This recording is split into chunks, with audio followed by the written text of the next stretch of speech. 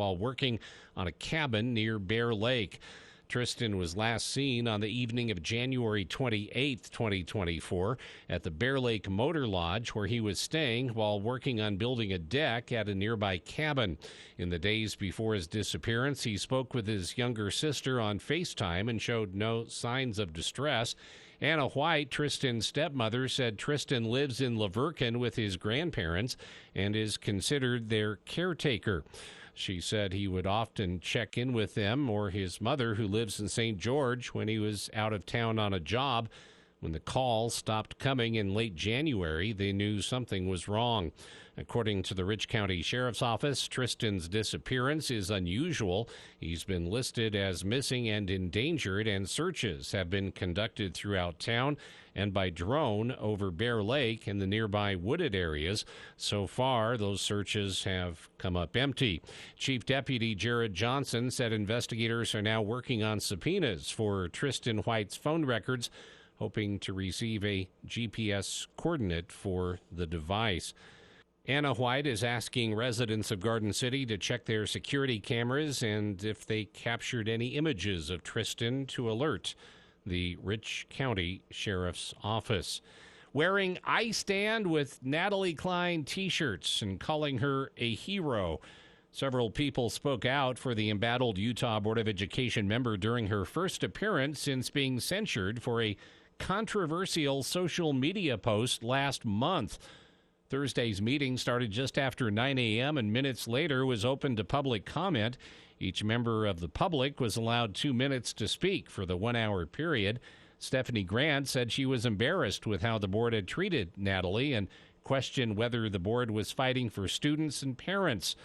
Another woman called Klein a whistleblower and that the board was silencing her with punishment. Last month, the board formally censured Klein and called for her resignation following her falsely targeting a high school girls basketball player for being transgender, which she is not. The board voted 14-0 in favor of the censure and also removed Klein from all committees and prohibited her from placing items on upcoming board agendas or attending any board advisory committee meetings.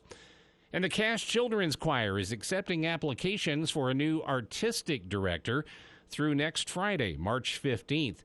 The director is the chief official of the local nonprofit group and serves as its director of the Children's Advanced Choir. The person filling the role will also serve on the executive committee of the choir. The choir group's website specifies that the position of artistic director is a part-time responsibility that requires less than 29 hours per week. Applicants must be available Mondays from 4 to 6:30 p.m., and preference will be given to applicants who can make a long-term commitment to the position. To apply for the artistic director position, applicants are advised to send a resume, cover letter, and 3 references via email to admin@cashchildrenschoir.org. KBNU weather becoming mostly clear tonight, then mostly cloudy overnight, low around 15. Partly sunny in the morning, then mostly sunny skies, high around 40. Weather brought to you by Quality First Insurance. Insuring your business can be frustrating. Matt Robbins at Quality First Insurance can help, and he will call you back. For more information, go to q1ins.com.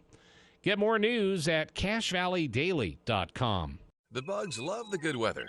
I'm guessing you have a bunch of those creepy crawlers waiting patiently to come into your cozy home. Let Logan Extermination take care of those unwanted pests with a monthly exterior spray. Now, for a limited time, they'll spray your home's exterior monthly from April to October for only $65 per month for a 2,000 square foot or less home. Call Logan Extermination before your home becomes enemy territory. Logan Extermination, 752-8450. Stay informed, stay connected. News Talk KVNU, 610 AM, 102.1 FM, and online at 610kvnu.com. I'm Larry Gelwicks, the Getaway Guru. Join me on The Travel Show every Saturday at 11 a.m., and I'll tell you where to go and how to get there with the best travel deals on the planet, including how to travel more and pay less, free this and free that promotions, and insider secrets on what the airlines, cruise lines, and hotels don't want you to know, along with your call-in travel questions every Saturday, 11 a.m., right here on News Talk 610 KVNU.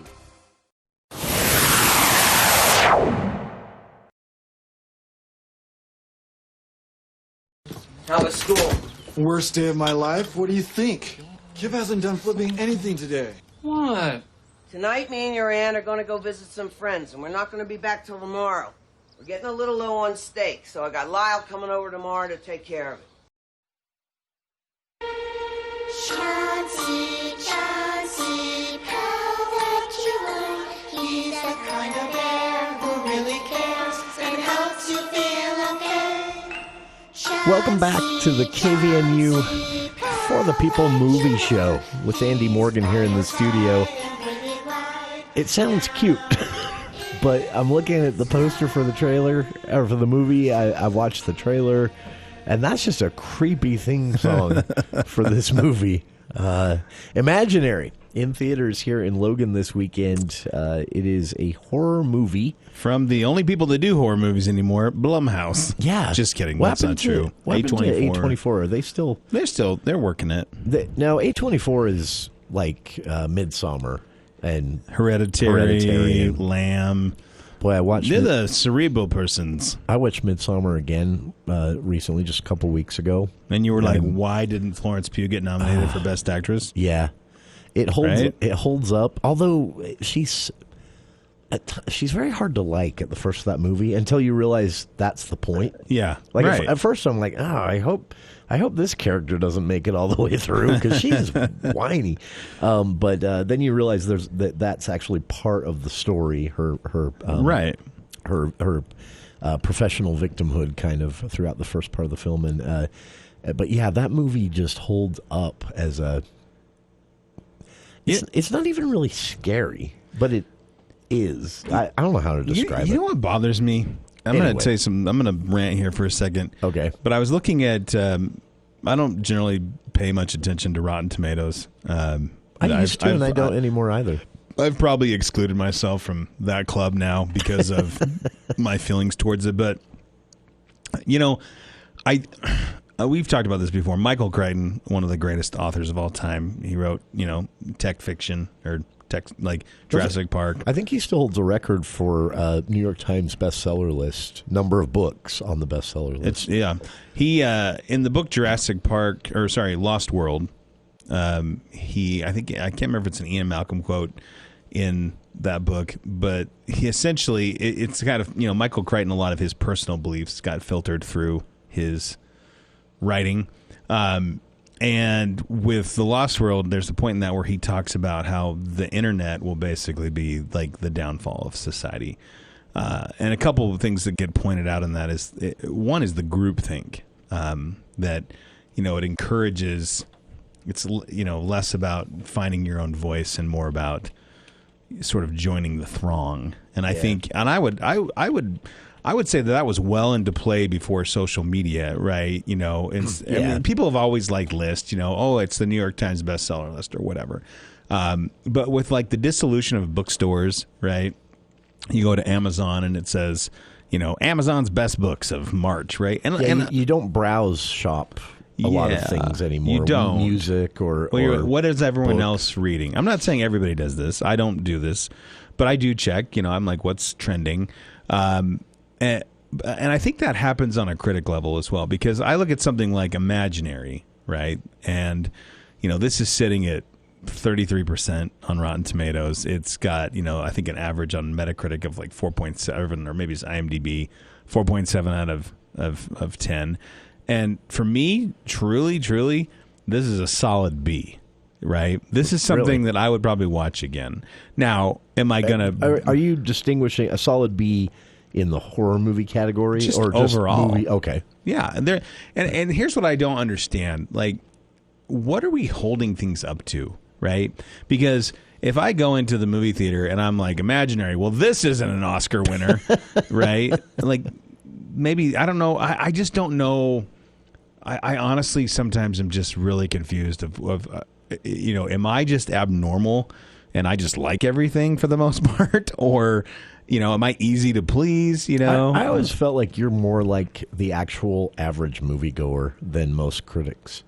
Because there is that critic side to your approach to movies, where I don't love everything. Yeah, you don't love everything, and you do at times focus on what critics do, directing and writing, and even editing and production. But you're also like this just typical moviegoer, where if a movie entertains you, and I think you'll give it a good grade, which is kind of the point. I think if you're not a lot of critics forget that. I think. Well, yeah, I don't think if you're like not a Sean Means, I don't think if you're a scholarly critic, somebody that's, I don't know, because you could get into this whole debate of like film reviewers, which I would probably classify myself more, or then there's film criticism, which I think makes people tired. I think you do what I think made Ebert so popular, though, because he sat on both sides of that. He was a full-on critic. I mean, Sure. he has lengthy essays on poor lighting in a film. I can't remember what the film was, but that was his whole problem with the film, is that he was so mad that an otherwise great movie was impossible to see because the lighting was so bad. And that's a very critic thing. And he has other things that he wrote about great editing. He has a whole thing on George Lucas saying that the greatest thing about all the original 3 Star Wars movies isn't the writing or the acting or even the special effects, it's the editing. It's a really fun read, but then at the same time, Ebert would just be like, this movie was fun. Yeah, exactly. And I think that's what people want to know. Will I enjoy myself? I remember when he 2 movies that stand out to me early in my Ebert reading career. One was Blade, the original Wesley Snipes from 1997. That still surprises me. His review of that still shocks me. That one, and then also Spider-Man 2. He actually said Spider-Man 2 is not only a cinematic masterpiece, but it's also, it's like he said, it's the greatest comic book movie. And again, that was in 2002. We didn't get, unfortunately, we didn't get to get some of Ebert's takes on things that came later because he passed away. When did he die? I want to say 2010 or 2011. So he saw the first Iron Man, at least. Yeah, it'd be interesting to go back and look at those. But I remember he talking about Blade and how much he enjoyed that, and that's what I always appreciated about Ebert was. And keep in mind, this is a schlocky vampire / action movie with Wesley Snipes. And he was like, "This, go see this. It's so fun." I interviewed him for my senior thesis when I was in college, and one of the things that he said that I always appreciated this was, and I think he and I had kind of concurrent paths on this, is, I never set out to be a movie reviewer. And when people ask me that, when they're like, how do I get to do what you do? I'm like, you just don't. You know what I mean? Like There's not a path. You don't open the classifieds. Somebody's like, what are the classifieds? In search of. Yeah. Movie critic. It's right next to the movie marquees. Same thing. But that's why we jumped on getting you to be a part of the show so many years ago. What, 16 years ago?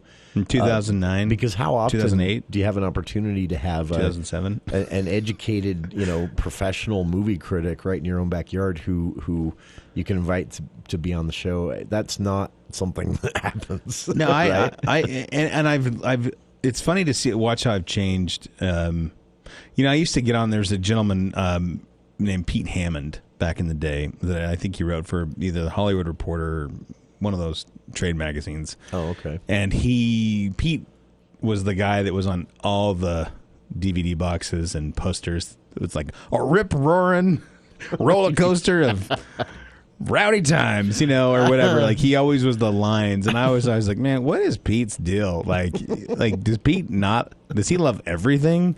Because I get liking some things, but Pete loves everything. You'd see it'd be like, I don't know, some stupid movie, and Pete would be like, really cuts to the heart of romance or something, and then that's why I left Rotten Tomatoes, because I started reading the critic blurbs on Rotten Tomatoes, and it was just obnoxious. Yeah, it's just. I actually have more respect for Pete, because what I realized after reading some of his stuff and kind of getting to know him is that he actually just really likes movies. And you know what? That's okay. Yeah. You know, it's fine. I don't have a problem with it. So my thing is, I do like to be warned off if this movie that you're going to review here, Imaginary. This is one where I want to, because I've been burned so many times by horror movies that looked great. But then there are those other ones where, because remember Megan? Same group. We should also point out. Yeah, same group behind Imaginary, and that came out. I pre-panned it. I watched that trailer and thought, I am not getting suckered into this stupid. one. Yeah, because this looks dumb. It's been done a million times before. Right. I'd rather go watch Chopping Mall from the 80s if you want to see a good a killer robot horror movie. Which that actually is worth seeing. It's kind of funny now, but anyway. So I was just so against not only not seeing that movie, but that it got made, and then you saw it, and that made me go see it, and that's one of my favorite horror movies now. Yeah, no. This is, and let me talk about this, just the Imaginary, for just a minute. We won't, because we also need to talk. Second viewing of Dune 2, does it hold up? And then we really want to spend some time on the Oscars with everybody. Oh, yeah. And we should probably say a brief thing about old Ricky Stinicky that opened this week on Amazon Prime. I have thoughts. But Ricky Stinicky. Yeah, Ricky Stinicky. I'm going to be honest with you. I'm not even going to talk about any of the cast, because no offense to the cast of Imaginary, I thought you guys did a great job. Did not know who any of these people were. Yeah. It's pretty much fresh faces for me. But really, this is kind of in, again, that Megan vibe of it has some parts. So I will say this: there wasn't a point where I ever like closed my eyes. It's not that type. I mean, there are some jumps and things like that, but it's more of just like a kind of a feel, and that's kind of what Megan was too. Megan was just like, it's just this overall kind of creepy aura that surrounds the film. Same thing. I mean, if you were a kid in the 80s and you grew up with Teddy Ruxpin or whatever, or you are a kid that had an imaginary friend, like my son Sam had an imaginary friend named Henry Coconuts, that actually, after watching this, I'm really concerned that he still may be in our house. But anyhow, that's not the point. The point is really, there's some things in this that there are some corny parts. I mean, I won't lie. But that's intentional, right? With a movie like this. But it feels like a little bit of like sweetener to kind of help things come down a little bit. Oh, okay. And again, reminder, this is a PG-13 horror movie. Those kind of dance between. I don't generally think that there are very many good PG-13 movies. And I'm not suggesting that you need, sex, nudity, swearing, and things to make a horror movie. But sometimes I think it has to be just a little bit darker, right? Remember when The Ring came out, and it was PG-13, and it was amazing, and then there was this... But it did have a PG-13 kind of candy coating to it. Yeah. Where you're just like, this isn't quite like hitting every... that was... And then, so right after The Ring comes out, this guy who I don't even know what he's doing now, and his name, he's not the same guy that writes for National Review Online, the conservative news site. But his name's Kevin Williamson, and he wrote... So The Ring comes out, it's PG-13, and it's like Hollywood decided, there's this huge market for PG-13 horror movies, and so that we Sarah can make Michelle Gellar was in... What was the one with the...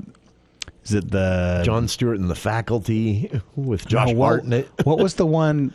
Because we also turned into this thing for a while. We were like, we're going to take really creepy Japanese horror movies and make them into American. That's what all of these were. The one I can't think of the one with Sarah Michelle Gellar. I can't either. I just know there was the fingers in the shower. All I know is, spoiler alert: the ghost lives in the upstairs closet, and it's not scary. And then there I don't know, man.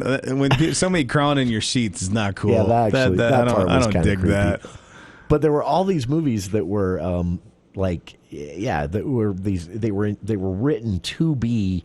Right, PG-13 movies for the late teen, early 20s age group. There's an example. They didn't all suck. No, but they weren't scary. No, but I Know What You Did Last Summer. That's the one I'm thinking of. Yeah, nothing scary about that one at all. But it actually is not a bad horror movie. The first one. The director and the series that I think he knocks it out of the park is James Wan with the Insidious movies. And now, Okay, let me yeah. put a little asterisk on that. Insidious 1 and Insidious 2. Yeah. When we get past that, it's like, gets- okay, this is played out. And this is what I don't understand sometimes. Is Similar with Paranormal Activity. Oh, no, but that was R. Paranormal Activity was R. Yeah, those were all Okay. R just because of language. But Insidious, he rides that fine line. And also the way James Wan understands something about horror movies that some directors don't. And it's this... It's almost in the same vein of like action movie guys, because there are people that like, for example, Chris McQuarrie, the guy that does the Mission Impossible movies, like he's got filming action scenes down to a science where you're not like, wait, what's going on, right?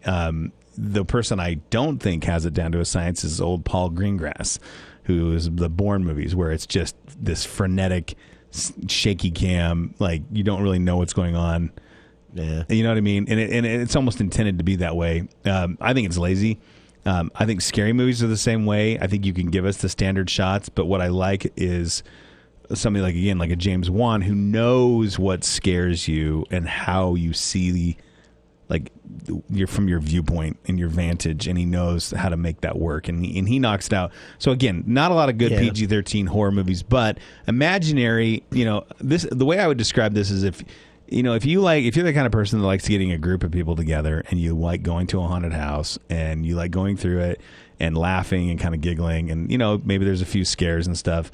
But it's just kind of like about the communal, kind of community, who you go with. I would definitely say check out Imaginary. It's just, again, not a whole lot to really talk about from a plot standpoint. It's just, it's this kind of blended family. Something's wrong with the bear. Well, it's just, that's all you need to know, right? And not even really that. It's this blended family. This lady that's a children's book artist. She moves back into her childhood home, but she's there with her stepkids and her Australian husband, who always just has somewhere to be. Randomly, he's like, "Hey, I know there's ghosts in the house, but I'm gonna head off on tour. Is that cool with everybody? Great, see ya." And honestly, that's what makes it fun, is because you're just kind of like, oh, really, guy. I don't know why you can't laugh at that, because it's so standard, and I think that filmmakers know that, right? Like they know. And then you've got the creepy bear that talks, but there's some twists and turns towards the end that I wouldn't say like are monumental or dramatic, but enough to make you go, oh, okay. And they kind of fill it too with enough, like there's some silly kind of what I would call goofy, almost like Tim Burton-esque horror, where it's like you've seen this in the trailer where the kid, some teenagers, that part. He's in the hallway and he pulls on the cord of the bear and the bear comes up and then it turns into like this giant cartoon bear, right? Yeah. There's a reason for that. It's not. Okay, because that's the part of the trailer that made me think. Yeah, there's a reason for it. In fact, the beginning of the movie is inside someone's dream, and that's kind of part of it. Is there's a lot of like, illusion and imaginary. It's kind of what your brain creates. So anyway, I said, and this is rated. It's PG-13. Okay. I give it a solid B. This is the kind of movie that if somebody said, "Hey, do you want to go see this again? We're going with a group," I'd go. I don't know if I would watch it myself, but I just can't not give it a decent grade. I just thought it hit the marks it was supposed to. I thought it was pretty creative with the creepy teddy bear. I almost felt bad for the teddy bear at one point. I was like, "God, why can't he have a friend? I mean, maybe you should stay. Maybe you should stay. Why don't you just let him possess you?" Maybe you've got a point, little teddy bear. You know what I mean? Like, you put like one of those sad like Instagram story songs to it with Sarah McLachlan, and I would have been like, I'd have been like, "Free Chauncey, free Chauncey, free Chauncey." That's Can we go back to the horror movie rating thing for a second, just for a second, before we go to the news? Because I stumbled across this. So this is PG-13, Imaginary. Mm-hmm. I just learned something, and I've seen this movie a million times, but I don't think I ever looked at the rating. But It Follows is rated R. Yeah, for good reason. Yeah. Hereditary rated R. Yes. For one scene, really, if you think about it. Maybe two. But I won't. I was going to make a Get your head back in the car. Head back in this car before. Don't make me stop this. But so the Babadook wasn't rated because of it being, a really, really, really independent film. But the MPAA has this if we had rated it thing, you know, and they would have given that PG-13. Now, so here's what gets me. If you think about who is paying attention to ratings and why, and I'm talking about parents, your teen, hey, mom, dad, can I go see this? Hey, mom, dad, can I watch this on streaming or do we rent anymore? Sometimes. Anyway. There's a Redbox, but I think it's haunted. But their signs say they're leaving. Anyway, so if I were a teen and I had to choose between my, say, 17-year-old watching with their friends It Follows or rated PG-13 Lights Out. It Follows rated R, Lights Out rated PG-13. Let them watch It Follows, not Lights Out.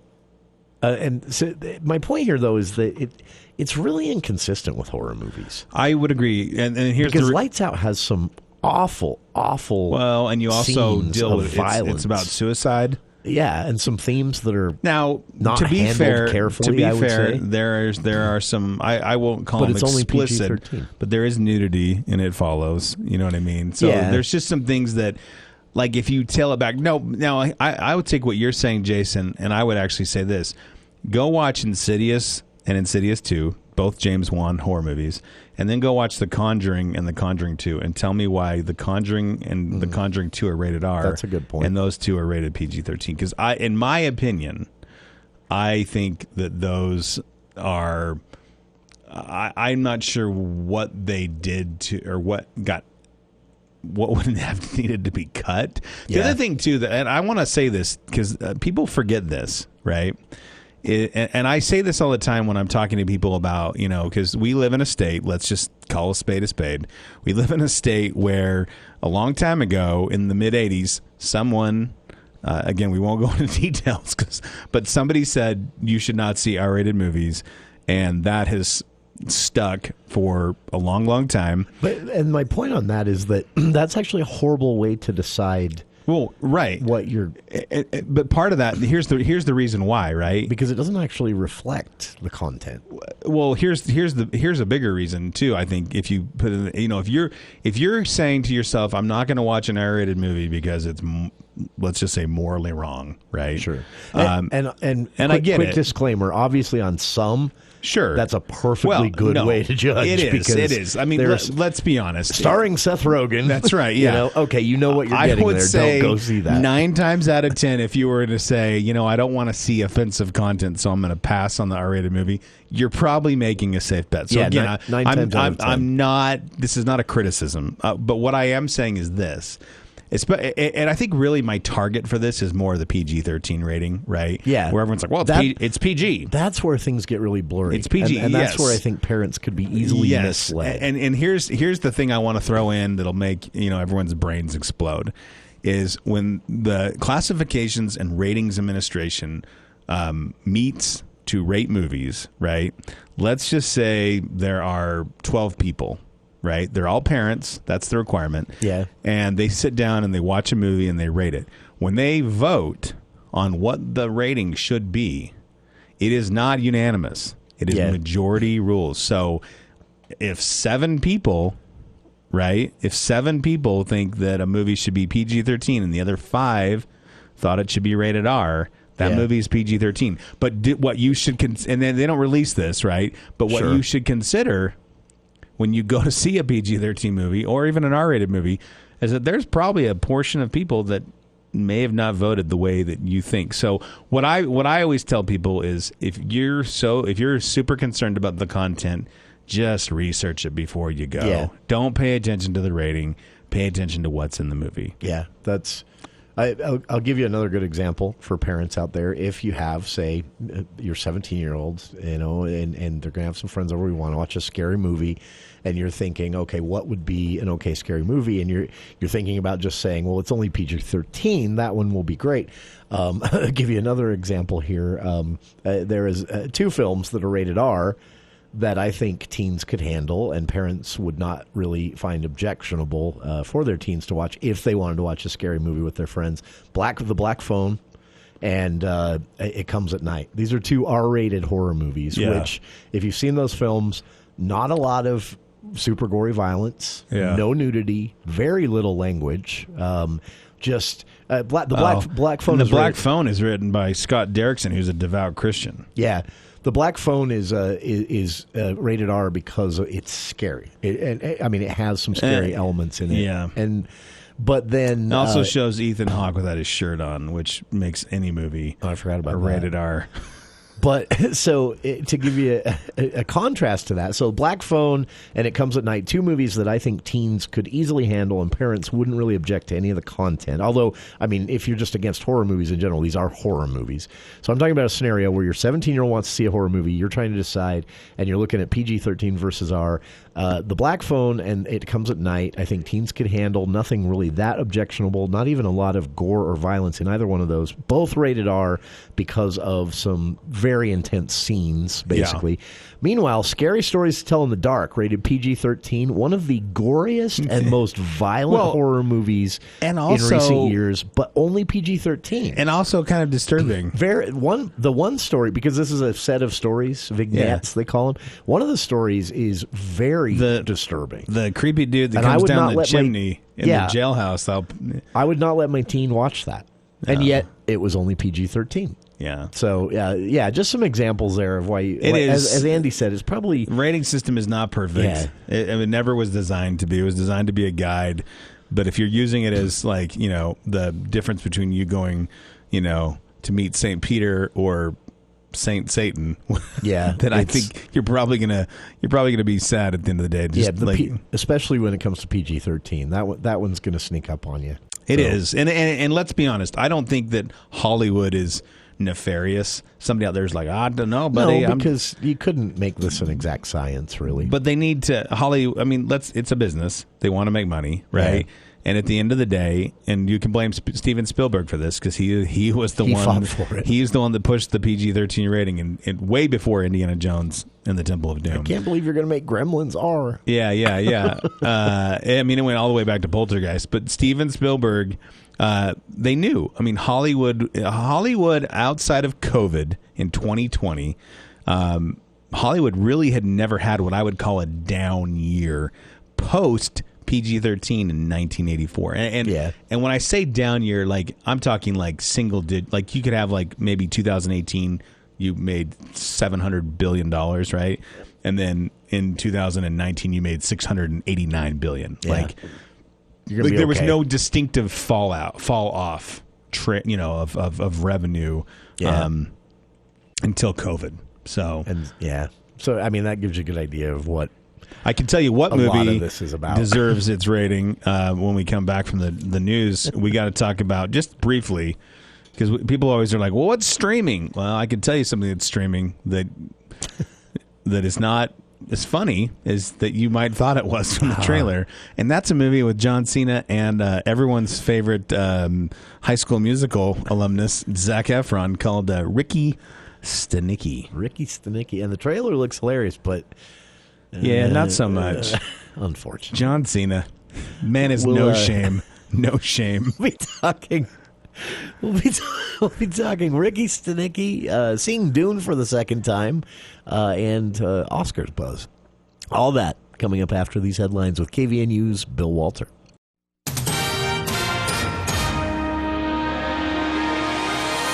Thank you, Jason. KVNU News brought to you by Franklin County Medical Center. 2 Salt Lake City residents were injured in a fire that burned 2 homes and prompted a 3-alarm response.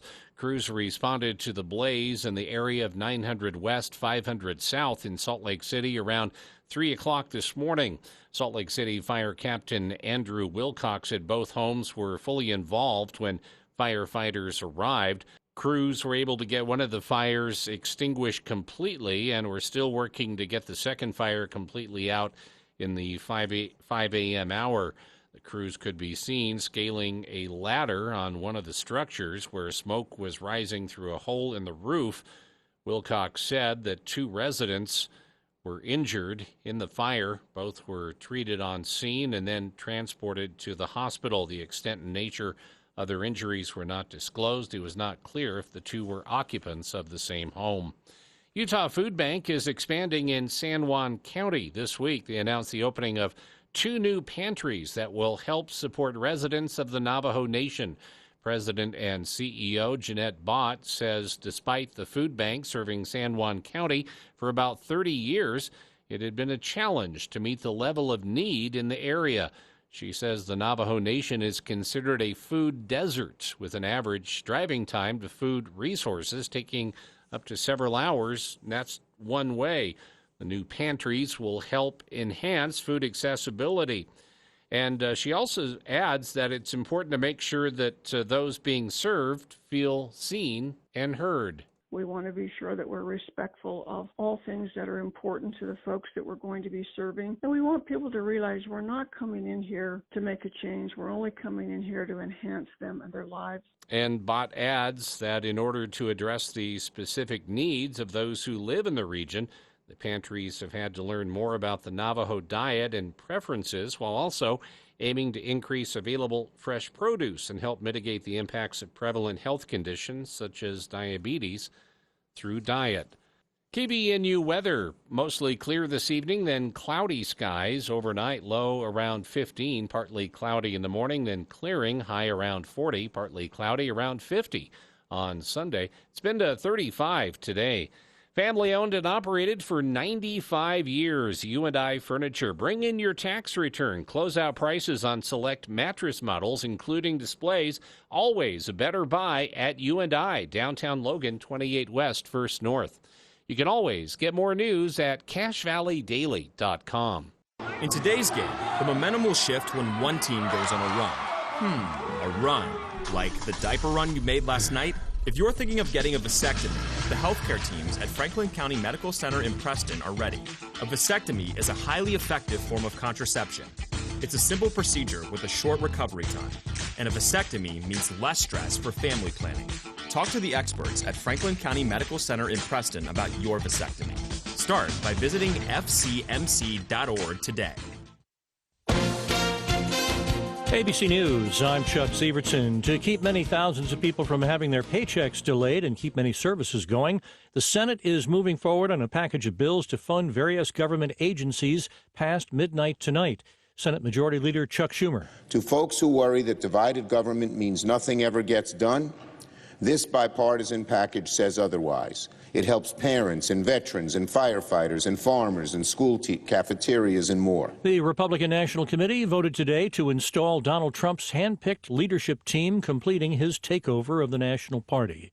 Convicted today in New York of conspiring with drug traffickers, using his military and national police to enable tons of cocaine to make it into the U.S., former Honduran President Juan Orlando Hernandez, sentencing in June. A ship with food and other aid is preparing to leave Cyprus and head for Gaza, says the European Commission president. This is ABC News.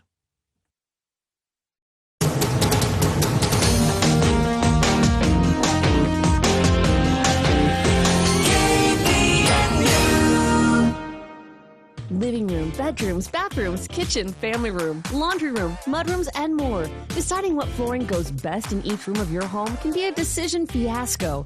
Hart Floor Company helps people just like you make those decisions every day. Whether you're building or remodeling, Hart Floor Company will show you ideas with stunning designs and sensible solutions to fit your lifestyle. Whether it's carpet, vinyl, tile, LVT, or hardwood, make sure you visit Hart Floor Company at 390 North 10th West in Logan.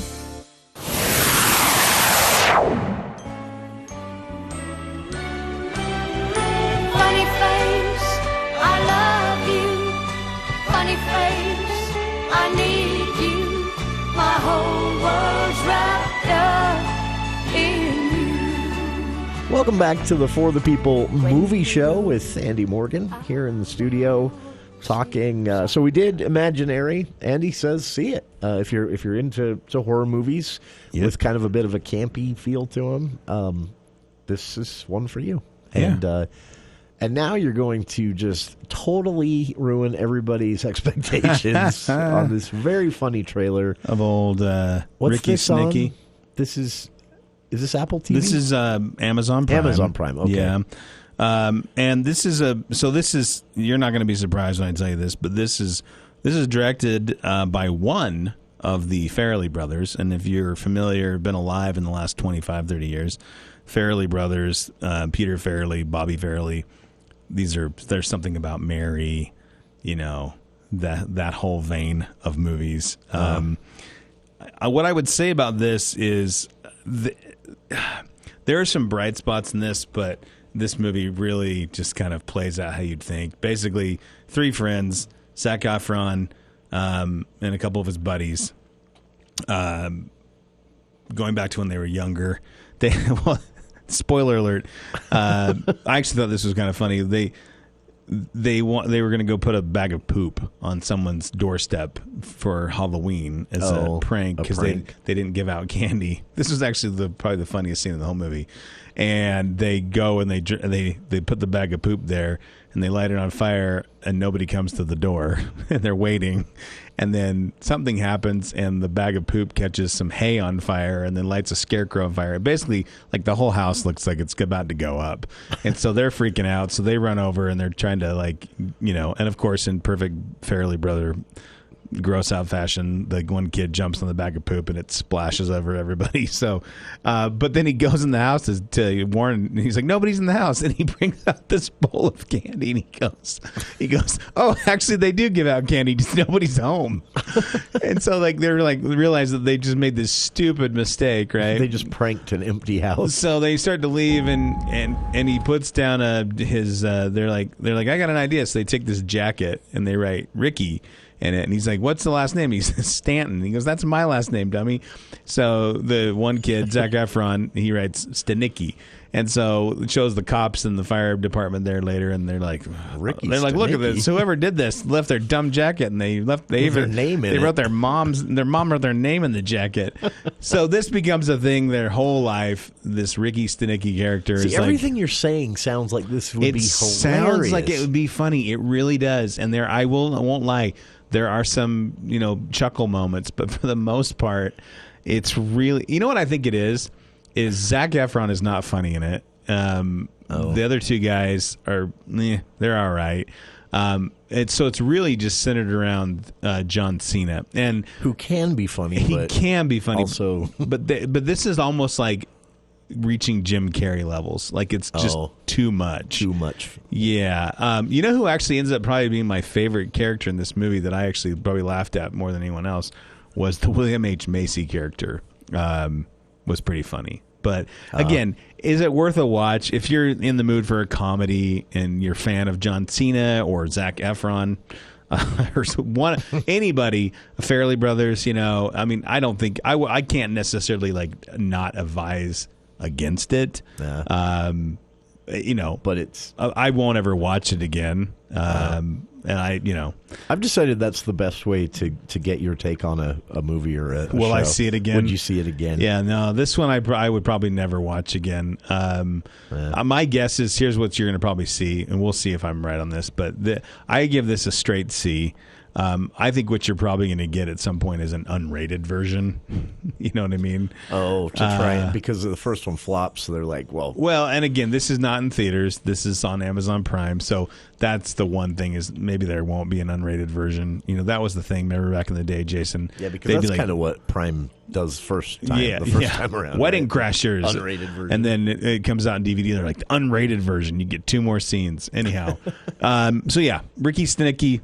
Not the greatest thing I've ever seen in my life. I won't miss it if I never see it again. It's too bad because I was thinking, not that I really cared that much, I guess, about Efron's career, but I was wondering if he was going to be on a roll after, because he was great in 17 again. He's really funny in that. Yeah.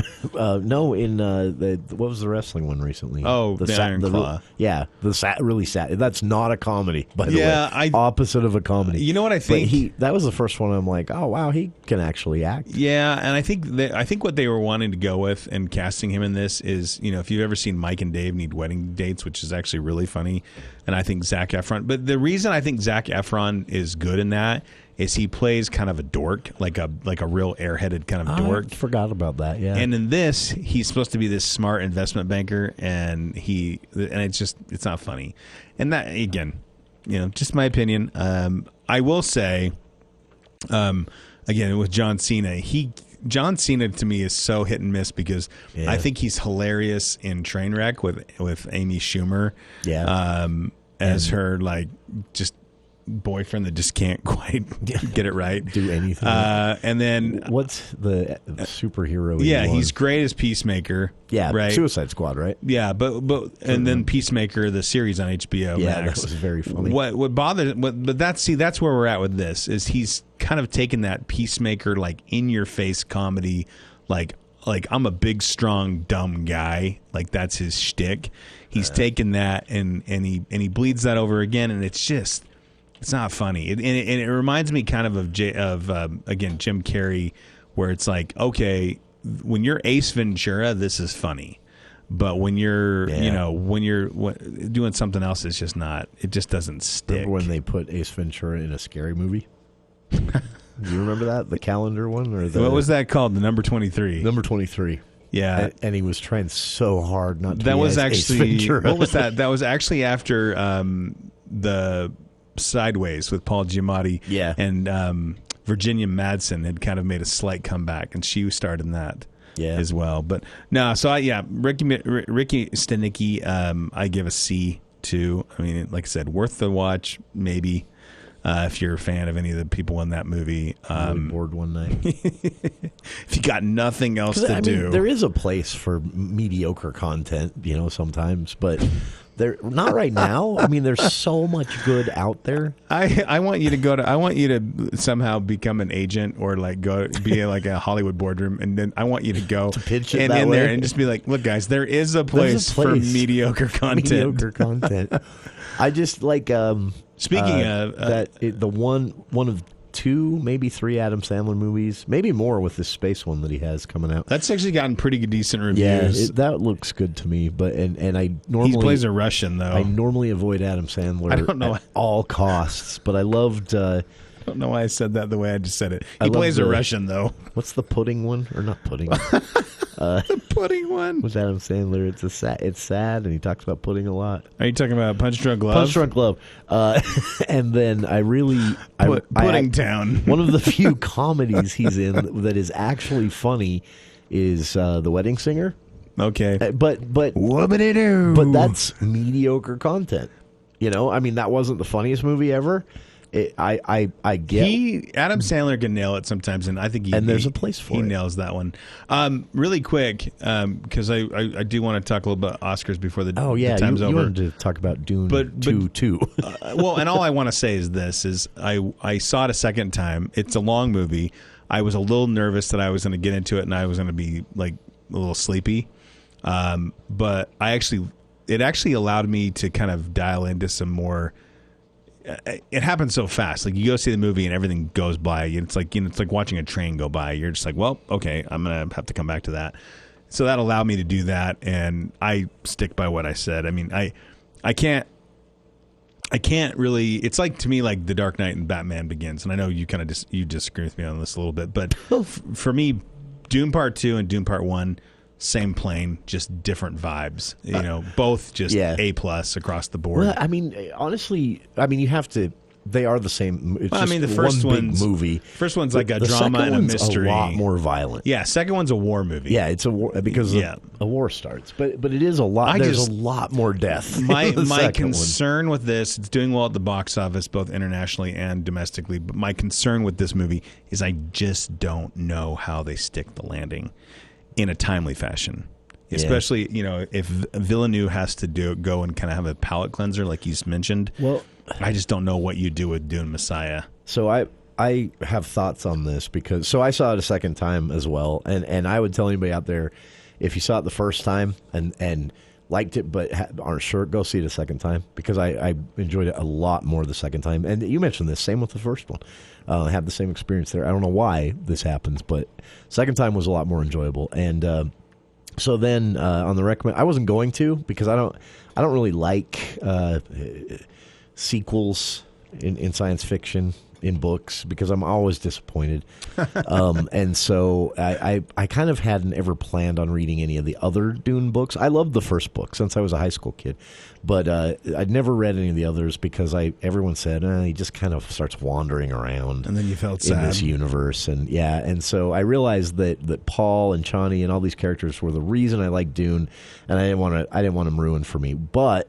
On the recommendation of a friend who I really trust the advice of, I started this week reading Dune Messiah, which, for those who don't know, Dune Messiah, in the books, Dune Messiah is actually the epilogue of Dune that the publishers made Herbert cut off. He decided to turn the epilogue, to build the epilogue up into its own novel, wrote some additional scenes, and published it as a novel. It was critically panned. The third book was critically well received, but I've heard that you shouldn't go there. So I don't know. So I started reading Dune Messiah, and two things. As with every popular movie, there's always a fight on the internet on, what were the author's politics? Is this a left-leaning or a right-leaning movie? All I can say to you is don't form your judgment on that until you read Dune Messiah, and spoiler alert, it is left-leaning. Because Dune Messiah has a lot to say about authoritarianism and power, and how it turns someone into a dictator, basically. And Herbert wrote a lot about that. But the other thing I would say, if you want to avoid the silly internet politics fights over movies, read Dune Messiah, because I'm only about 60 pages into this 400-something page novel. It's a lot shorter than Dune. It makes... I don't know how to explain this. So the movie has to kind of tell the story differently and end differently than the book. And then, ironically, the second book, Dune Messiah, makes what Villeneuve did make sense. Yeah. And so the reason I'm saying all this is he obviously planned this as a trilogy, because the movie sets up Dune Messiah. The ending of Dune 2 is actually jumping ahead a bit into book 2. Well, and someone said maybe we'll get some deleted scenes. And what I love about Denis Villeneuve is he's like, nope, this is the movie I made. Yeah. Like he actually thinks that when you do that, it cheapens. I agree. Because you're kind of you're basically saying, well, I wasn't really sure of what I wanted to put down. Unless it's a scenario where you got rolled by the studio, like Zack Snyder's cut. Yeah, but I was started thinking about that too, and he was talking about Rebel Moon, and he was like, "I'm going to bring you 96 hours of bonus content." Yeah, and you're like, "Okay, Zach, you're just bored, aren't you?" All right, Zach. Speaking of I'm glad we circled back to him, because the internet made me laugh while you were talking there about John Cena.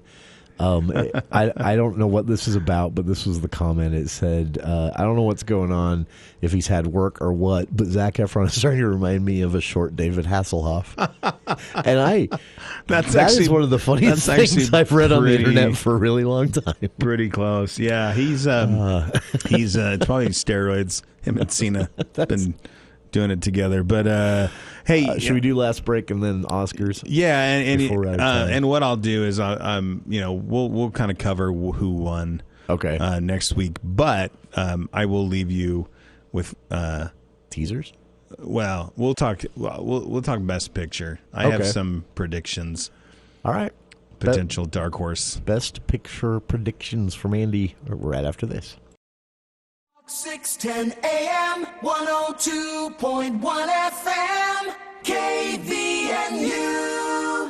I'm Jason Walton. In business, I mentor hundreds of Utahns as they pursue their American dream. The same dream career politicians treat with contempt. They send our money to our enemies abroad while shortchanging our veterans at home. It's not right. They're letting drug cartels escort criminals and terrorists across our border. It's time to stand up. So I'm running for the United States Senate. Stand with me. I'm Jason Walton, and I approve this message. Paid for by friends of Jason Walton for Senate. Hi, I'm Jay Broadbent with Alpine Home Medical. This is a story that came to us from a real customer, and I wanted to share it with you. I'm a new CPAP user. The only thing I knew about CPAP when I walked in the door was that I didn't want to wear one. The introductory class with the respiratory therapist at Alpine was great. I left feeling confident and less intimidated by the whole process. We love hearing about your experiences. Visit us online at alpinehomemedical.com.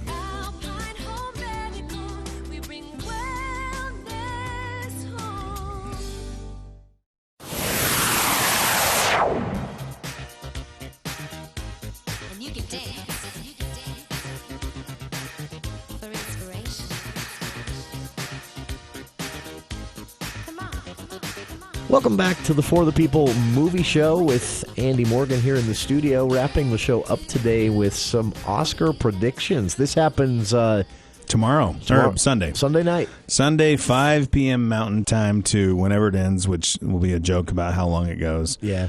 Last year, wasn't it didn't it end surprisingly quick? And then the year before that, it was 4.5 hours. Yeah, I feel like unpredictable. I feel about the Oscars like I do the State of the Union, right? Just get up, say thanks. Don't thank everybody. You sound like an idiot. Just send me the transcript. Just get up and say, you know what? I thank you to my fellow, kudos to the fellow nominees. Thanks to my wife. Thanks to my kids. I want to see somebody thanks stand to up my and mom. say, thanks look, to whoever. We started doing this before the internet. Yeah. No, I don't know why we're still doing it.